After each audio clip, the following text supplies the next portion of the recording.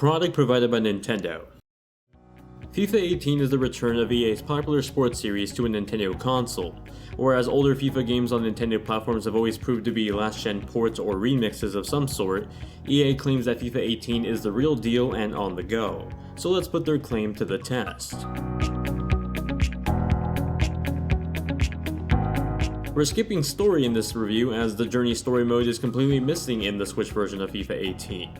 Since the Journey Story mode is powered by the Frostbite engine and it doesn't support the Nintendo Switch, it was completely scratched rather than remade for this version of the game. If you want to experience Alex Hunter's second season, then you'll have to play the game on other platforms.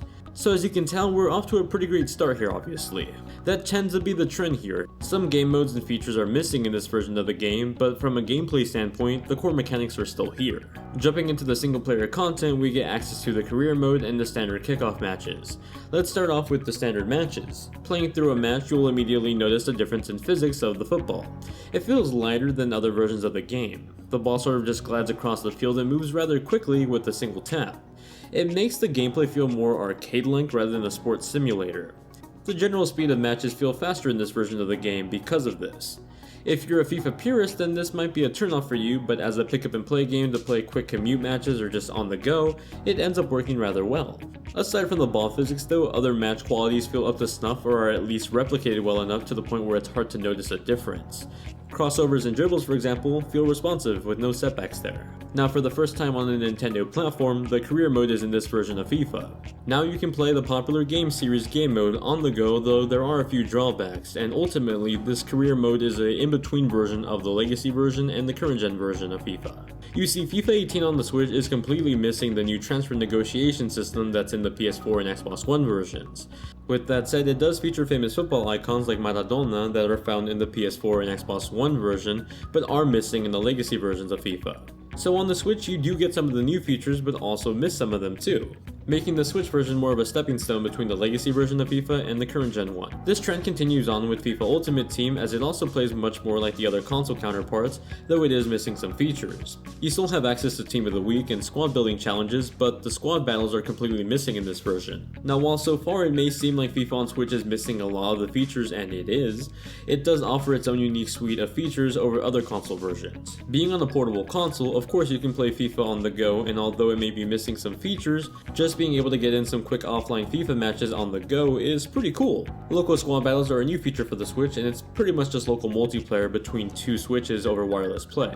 If one of your friends doesn't have a second Nintendo Switch, then you can also play on a single console with single Joy-Con play. With that said, if you do choose to play with a single Joy-Con, it's a bit of a challenge to get used to, and moves like skill shots or knuckle shots are not possible with a single analog stick. Now don't get me wrong, single Joy-Con play is still pretty good if you're just playing a random match with a stranger on the bus, or if you're with a friend in the back of an Uber and you want to play a quick match.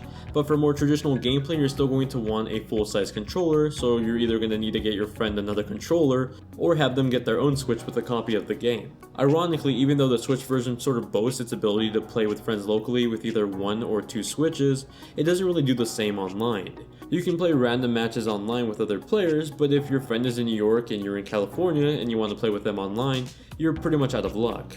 There's no form of friend matchmaking or even an invite system in the Switch version, and though I understand that could be an issue with Nintendo's online infrastructure, at least some sort of friend lobby seems like it could have been possible with this version of the game.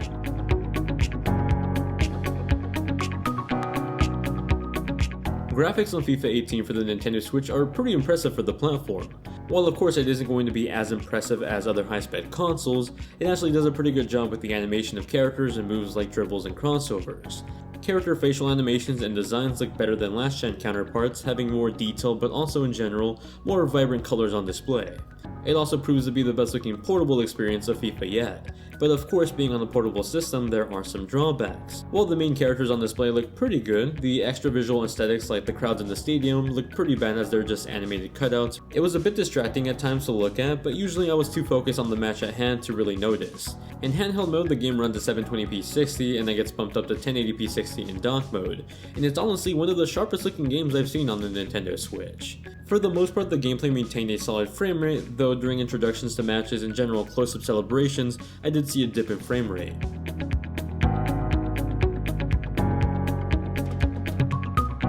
Audio design is really well done for FIFA 18 on the Switch. You get the same catchy music tracks as other versions of the game, but more surprisingly, the commentary during matches is solid and actually varied throughout the match. While the crowds may not be visually appealing to look at, they sound great.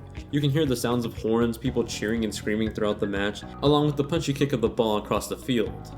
One note I do want to make is that when you play this in handheld mode, I did notice the audio was a bit on the low side, especially when I switched to another Switch game and compared the audio difference. If you are playing this on a commute or in a crowded area with a lot of background noise, I recommend playing with a pair of headphones as you're really going to need it.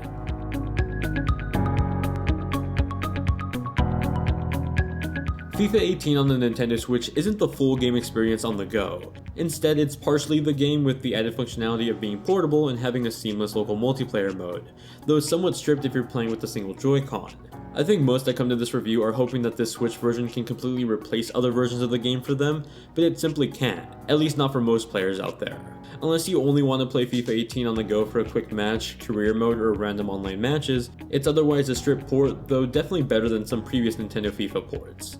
I would say that FIFA 18 for Nintendo Switch accommodates other versions of the game as a dual package really well. Get one version to play at home and the Switch version for commutes and on-the-go play. FIFA 18 for the Nintendo Switch is by far the best portable experience of the game, but being the best portable experience doesn't necessarily mean it's good enough to replace other versions as your home console version. With that said, if you literally only own a Switch and have been waiting to play a real FIFA game, rest assured this is one from a gameplay standpoint, even though it's missing some of the bells and whistles of the story mode and friend online matchmaking. That does it for my review of FIFA 18 for the Nintendo Switch. Now I do want to disclaim I'm not a soccer head or a football head. I play the game from time to time, especially when I have family over because they're really into it, but as a regular gamer it's not the series I go out and play every single year, and I'm not really big into the sport, I just play it occasionally. So hopefully that gives you some added perspective as to the point of view that this review is coming from, especially if you are a person that wants to get into FIFA but hasn't really gotten into the series before.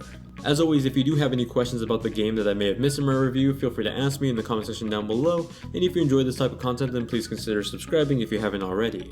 Thank you all very much for watching, hope you guys have a great day, and keep on gaming.